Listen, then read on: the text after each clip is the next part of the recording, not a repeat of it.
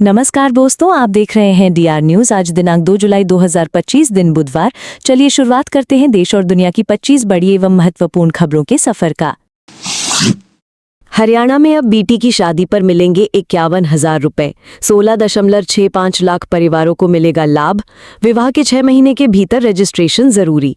हरियाणा के सीएम नायब सैनी ने गरीब और जरूरतमंद परिवारों की बेटियों की शादी पर दी जाने वाली राशि में बढ़ोतरी की है। मुख्यमंत्री विवाह शगुन योजना के तहत अब कन्यादान पर 51,000 रुपए दिए जाएंगे। इससे पहले 41,000 रुपए सरकार की ओर से दिए जाते थे। इस निर्णय से 1,80,000 रुपए तक की वार्षिक आय वाले 16,65,000 परिवारों को सीधा लाभ मिलेगा। इस योजना का लाभ उठाने के लिए पात्र आवेदकों को शादी के 6 माह के भीतर विवाह का पंजीकरण कराना अनिवार्य होगा। पात्र परिवार shadi.edisha.gov.in पर शगुन के लिए ऑनलाइन आवेदन कर सकते हैं। भारतीय रेलवे का नया app rail one launch. IRCTC reserved, unreserved और प्लेटफॉर्म टिकट बुक कर सकेंगे। PNR और ट्रेन स्टेटस जैसी सुविधा भी मिलेगी। भारतीय रेलवे ने नया super app rail one launch किया। ये ऐप सभी पैसेंजर सर्विसेज को एक ही प्लेटफॉर्म पर सारी सुविधा देने के उद्देश्य से लाया गया है। IRCTC रिजर्व्ड, अनरिजर्व्ड और प्लेटफॉर्म टिकट बुक करना, PNR और train status, coach position, rail मदद और ट्रैवल फीडबैक को ट्रैक करना, इस तरह की सारी सुविधा इस ऐप में मिलेंगी। भारत में जल्द मिलेगा high speed satellite internet. INSPS chairman बोले स्टारलिंक को कुछ दिनों में मिल जाएगा फाइनल अप्रूवल।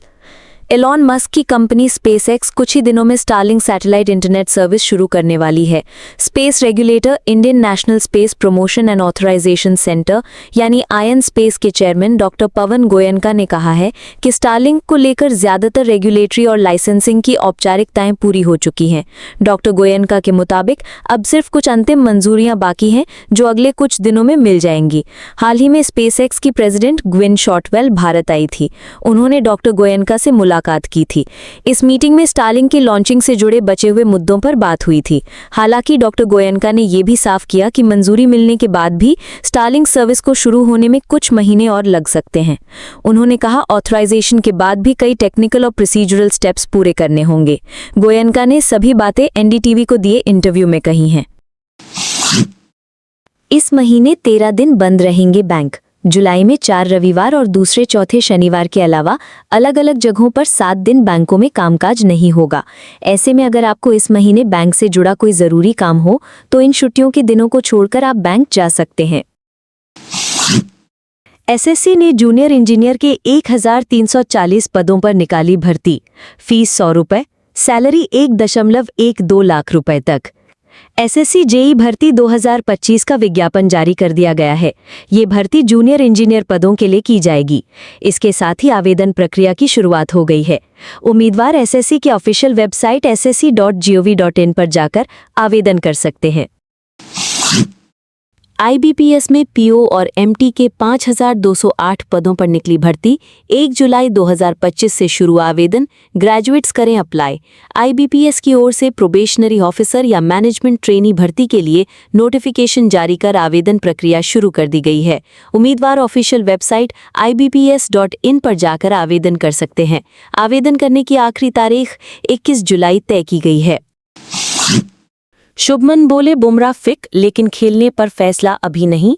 इंग्लिश कप्तान स्टोक्स ने कहा ऋषभ पंत खतरनाक प्लेयर है लेकिन उनकी बैटिंग देखना पसंद है।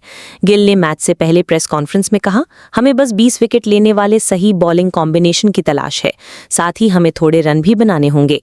मैच से पहले पिच देखने के बाद ही फैसला लेंगे कि प्लेइंग 11 क्या होगी। Smriti Mandhana ICC T20 batters ranking में नंबर 3 पर पहुंची। इंग्लैंड के खिलाफ शतक का फायदा मिला। वनडे में नंबर 1 पर कायम है। 112 रन की पारी खेलने के चलते मंधाना ने करियर बेस्ट 771 रेटिंग पॉइंट्स हासिल कर लिए। स्मृति वनडे रैंकिंग में नंबर 1 पर कायम है। पहली बार घाना के दौरे पर PM मोदी। नेहरू नरसिम्हा राव के बाद तीसरे प्रधानमंत्री। 5 देशों की यात्रा आज से शुरू। पीएम नरेंद्र मोदी बुधवार को 5 देशों की यात्रा पर जा रहे हैं। सबसे पहले वे घाना पहुंचेंगे। ये किसी भी भारतीय प्रधानमंत्री की 3 दशक में पहली घाना यात्रा है। इससे पहले 1957 पंडित नेहरू और 1995 में पीएम नरसिम्हा राव घाना के दौरे पर पहुंचे थे। घाना में पीएम मोदी राष्ट्रपति जॉन महामा से मिलेंगे। दोनों नेता द्विपक्षीय व्यापार और रिश्तों पर चर्चा करेंगे। इस दौरान एनर्जी, खेती और डिजिटल तकनीक और वैक्सीन हब डेवलप करने के क्षेत्र में कई समझौते यानी एमओयू साइन होंगे। भारत का यूपीआई और डिजिटल पेमेंट सिस्टम घाना में लाने के बारे में भी बातचीत होगी ताकि दोनों देशों में डिजिटल लेन देन आसान हो सके। मोदी और महामा एक साथ जॉइंट प्रेस कॉन्फ्रेंस भी करेंगे। पीएम मोदी घाना के संसद और वहां रहने वाले भारतीय समुदाय के 15,000 लोगों को संबोधित करेंगे। घाना के राष्ट्रपति महामा पीएम मोदी के सम्मान में स्टेट डिनर भी आयोजित करेंगे। ट्रंप बोले सब्सिडी बंद की तो मस्क को अफ्रीका लौटना पड़ेगा। दुकान बंद हो जाएगी, फिर न कार बनेगी न सैटेलाइट लॉन्च होंगे। अमेरिकी राष्ट्रपति डोनाल्ड ट्रंप ने मंगलवार को टेस्ला के सीईओ एलॉन मस्क पर तंज कसा। उन्होंने कहा, अगर मस्क को मिलने वाली सब्सिडी बंद हो जाए तो उनको अपनी दुकान यानी कंपनी बंद करके दक्षिण अफ्रीका लौटना पड़ेगा। ट्रंप ने कहा कि सब्सिडी बंद होने से ना तो टेस्ला इलेक्ट्रिक कार का प्रोडक्शन कर पाएगी, ना ही स्पेसएक्स के रॉकेट और सैटेलाइट लॉन्च होंगे। ट्रंप ने दावा किया कि मस्क को सरकारी सब्सिडी के तौर पर इतना पैसा मिला है जितना शायद किसी और को नहीं मिला। उन्होंने सुझाव दिया कि डीओजीई इस मामले की डिटेल जांच करे, इससे देश का पैसा बचेगा। अमेरिकी राष्ट्रपति ने कहा कि मस्क को राष्ट्रपति पद के लिए मेरा समर्थन करने से बहुत पहले ही पता था कि मैं ईवी मैंडेट के खिलाफ हूं। इलेक्ट्रिक गाड़ियां अच्छी हैं, लेकिन हर इंसान को इन्हें खरीदने के लिए मजबूर करना गलत है। कोलकाता गैंगरेप, तीनों आरोपियों के डीएनए सैंपल लिए गए। पुलिस को शक, प्लानिंग के बाद वारदात, चेतावनी दी, पीड़ित की पहचान उजागर की तो एक्शन लिया जाएगा। कोलकाता गैंगरेप केस के तीनों आरोपियों के सैंपल लिए जा चुके हैं। मेडिकल कॉलेज में 30 जून को मनोजीत मिश्रा, प्रमित मुखर्जी और जैद अहमद के फ्लूइड, यूरिन और बालों के नमूने लिए गए। ये प्रक्रिया करीब 8 घंटे तक चली। पुलिस ने जांच पर कहा, तीनों आरोपियों ने कई दिन से पीड़िता को ट्रैक कर रहे थे।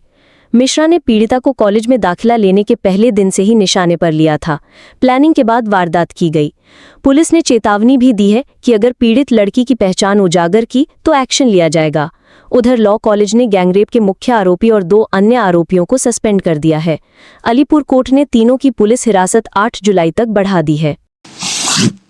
तेलंगाना के संगारेड्डी जिले में दवा फैक्ट्री में हुए धमाके में मरने वालों का आंकड़ा बढ़कर 36 हो गया है। फैक्ट्री से 31 शव बरामद किए गए हैं। वहीं अस्पताल में 5 लोगों की मौत हो गई, 30 से ज्यादा घायल हैं। संगारेड्डी के एसपी परितोष पंकज ने ये जानकारी दी है। 30 जून को फैक्ट्री की रिएक्टर यूनिट में विस्फोट हुआ था। हादसा पाशमेलारम इंडस्ट्रियल एरिया स्थित सिगाची इंडस्ट्रीज में सुबह 8:15 से 9:30 के बीच हुआ था। प्रधानमंत्री नरेंद्र मोदी ने पीएम नेशनल रिलीफ फंड से मृतकों के परिजन को 2 लाख रुपए और घायलों को 50,000 रुपए की मदद की घोषणा की थी। इधर तमिलनाडु के शिवकाशी में मंगलवार को एक पटाखा फैक्ट्री में जोरदार धमाका हुआ। न्यूज एजेंसी पीटीआई के मुताबिक कम से कम 5 लोगों की मौत हो गई। हादसे में 4 लोग गंभीर रूप से झुलस गए हैं। कर्नाटक सीएम पद पर फिर विवाद।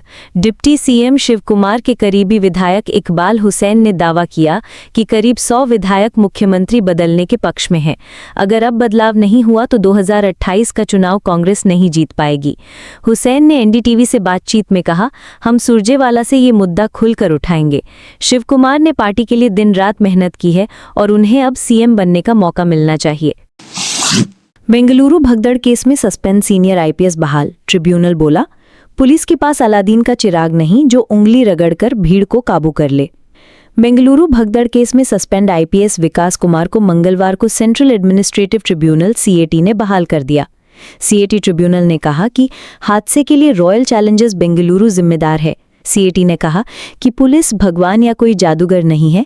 पुलिस को व्यवस्था करने के लिए पर्याप्त समय नहीं दिया जाता तो उससे भारी भीड़ को नियंत्रित करने की उम्मीद नहीं की जा सकती।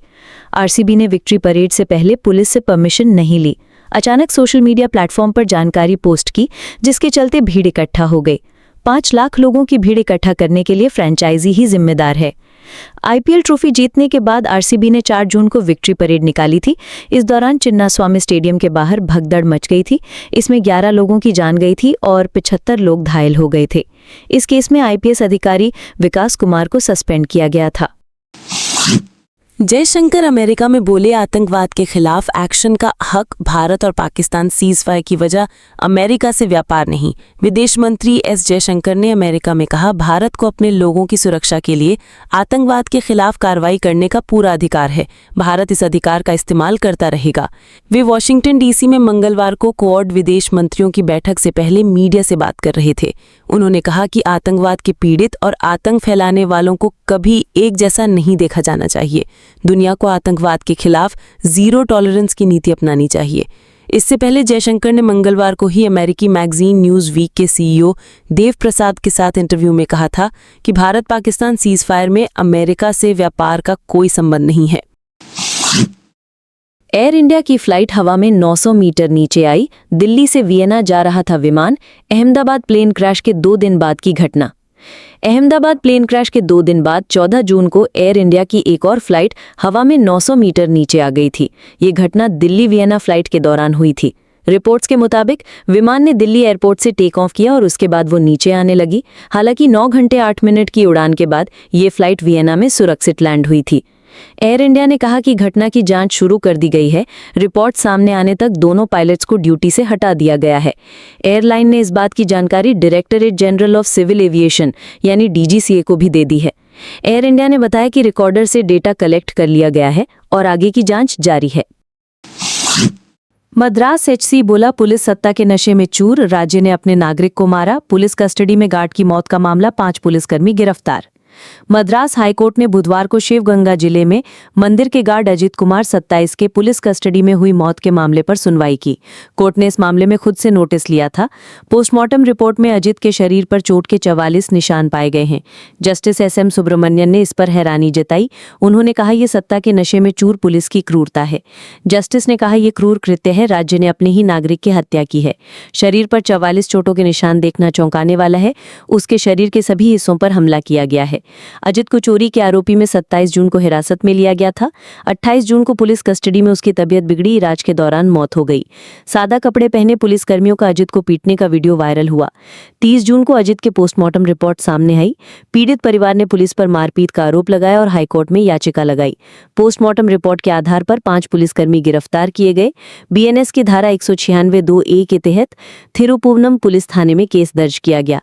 सभी को 15 जुलाई तक जुडिशियल कस्टडी में भेजा गया है। शिवगंगा एसपी को हटाया गया है। जंगी जहाज तमाल भारतीय नौसेना में शामिल, ब्रह्मोस मिसाइल से लैस, रडार की पकड़ से बाहर, पाकिस्तानी सीमा की निगरानी करेगा।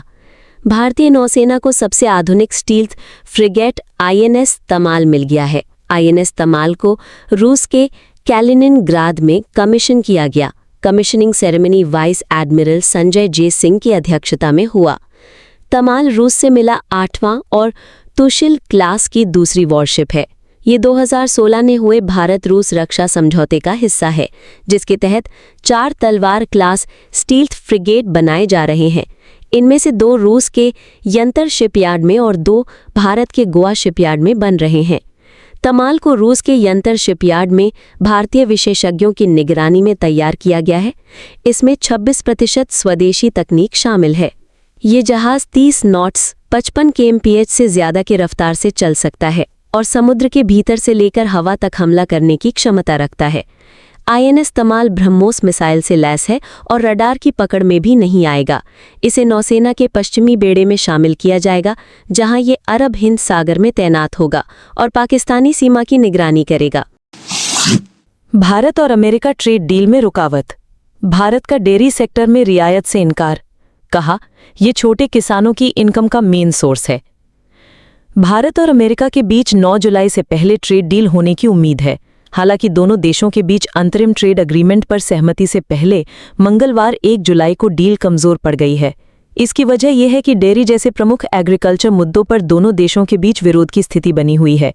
रिपोर्ट्स के मुताबिक भारत ने डेयरी सेक्टर में कोई भी रियायत देने से साफ इनकार कर दिया है, जो देश के 8 करोड़ से ज्यादा छोटे किसानों के लिए इनकम का मेन सोर्स है।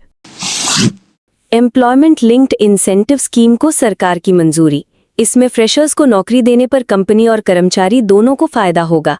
सरकार एम्प्लॉयमेंट लिंक्ड इंसेंटिव स्कीम यानी ELI शुरू करने जा रही है।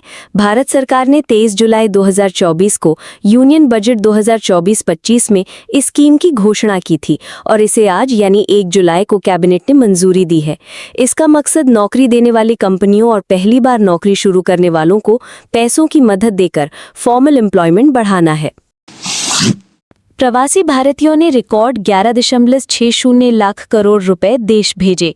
ये राशि पिछले साल की तुलना में 14% ज़्यादा है और 8 साल पहले यानी 2016-17 के $61 बिलियन यानी 5.22 लाख करोड़ रुपए से दोगुनी से भी ज़्यादा हो गई है।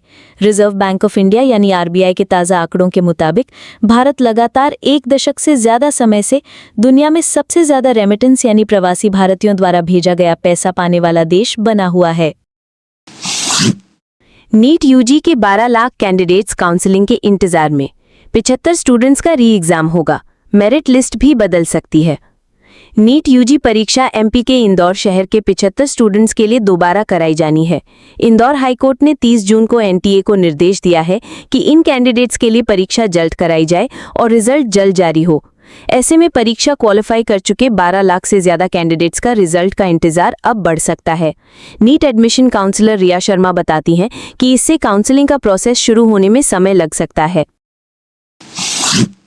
पंजाब सरकार फिर लेगी 8,500 करोड़ का कर्ज, पहले ले चुकी है 6,000 करोड़। केंद्रीय मंत्री बोले राज्य में प्रति व्यक्ति कर्ज करीब 1.33 लाख। पंजाब सरकार जुलाई से सितंबर तिमाही के दौरान करीब 8,500 करोड़ रुपए का नया कर्ज लेने जा रही है। ये कर्ज भारतीय रिजर्व बैंक RBI की मंजूरी के अधीन होगा और बाजार से जुटाया जाएगा। जानकारी के मुताबिक सरकार जुलाई में 2,000 करोड़ रुपए, अगस्त में 3,000 करोड़ रुपए और सितंबर में 3,500 करोड़ रुपए का कर्ज लेगी। इससे पहले सरकार अप्रैल और मई में 6,241.92 करोड़ रुपए का कर्ज ले चुकी है। कुल मिलाकर चालू वित्त वर्ष 2025-26 में अब तक लिया गया कुल कर्ज 14,741.92 करोड़ रुपए तक पहुंच जाएगा। नया कर्ज लेने की जानकारी के बाद विरोधियों ने सरकार को घेर लिया है और विरोध करना शुरू कर दिया है। कजाकिस्तान में पब्लिक प्लेस पर चेहरा ढकने की मनाही। राष्ट्रपति बोले काले कपड़ों की जगह राष्ट्रीय पहचान वाले कपड़े पहनना बेहतर है। कजाकिस्तान ने सार्वजनिक जगहों पर चेहरा ढकने वाले कपड़ों पर प्रतिबंध लगा दिया है। सोमवार को राष्ट्रपति कासिम जोमार्ट तोकायेव ने एक कानून पर हस्ताक्षर किए। इसमें कहा गया है कि चेहरा ढकने वाले कपड़े जिनसे किसी की पहचान छिपती है सार्वजनिक जगहों पर नहीं पहने जा सकते।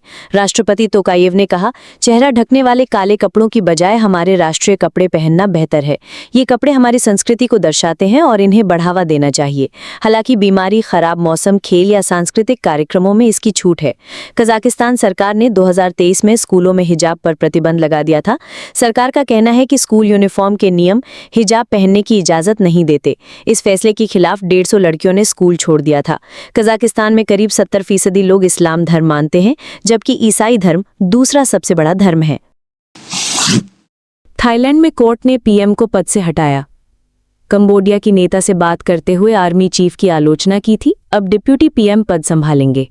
थाईलैंड के संवैधानिक न्यायालय ने PM पैतोंगतार्न शिनावात्रा को उनके पद से सस्पेंड कर दिया है। उन पर आरोप है कि उन्होंने कंबोडिया की नेता हुन सेन से फोन पर बातचीत की थी। इस बातचीत में उन्होंने थाई सेना के कमांडर की आलोचना की थी। इसे थाईलैंड में गंभीर मामला माना जाता है क्योंकि सेना का वहां काफी प्रभाव है। इस बातचीत के लीक होने के बाद देश भर में गुस्सा फैल गया था। कोर्ट ने 7-2 के अंतर से PM को पद से हटाया। कोर्ट ने कहा कि उनके खिलाफ शिकायत की जांच की जाएगी।